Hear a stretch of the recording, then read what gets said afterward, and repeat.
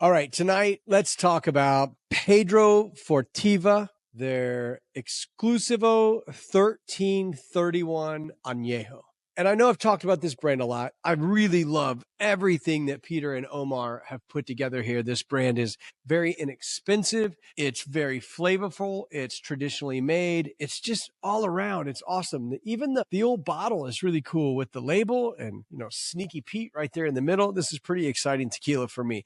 If you haven't seen the interview with Peter and Omar, check it out. And if you haven't seen the video where Peter Kiley showed up here at my bar here in Indianapolis and shared this Añejo with me, it's definitely one worth checking out. And this is a tequila that, yes, they gave me some tequila to try.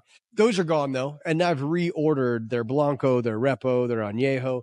This is a tequila that, for me, is a go-to, easy to drink, amazingly flavored tequila. So let's talk a little bit about this one. It's coming out of NAM 1360. And this is a group of agave farmers that decided, hey, let's go ahead and make a tequila. So Omar's history in tequila and his family's history are very deep as agave farmers.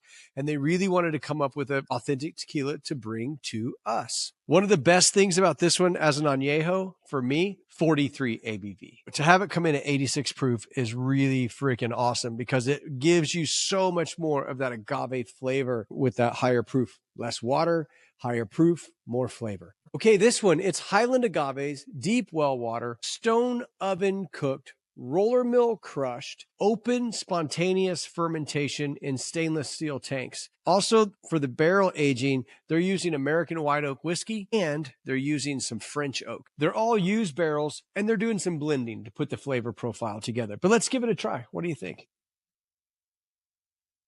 This is one that like I said, I've already finished off one full bottle. And if you want to know the story of why it's called, log into the video in the very first interview. I'll put a link of it at the end. And they explain the whole reason why they call it 1331. Pretty cool.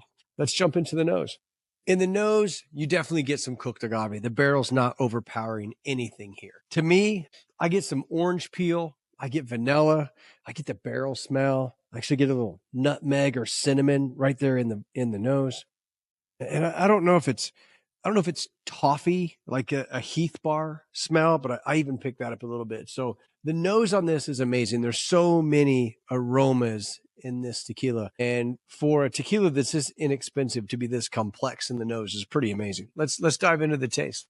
On the taste, it's very similar to the nose. I get the cooked agave. I get the orange. I get some floral to it. I get the cinnamon. I get those barrel notes, that musty barrel taste of standing in a barrel room. I pick that up both in the nose and in the flavor. There's a little bit of that toffee that I mentioned earlier, but almost a little bit of coffee in that sweetness. And the finish is just really strong.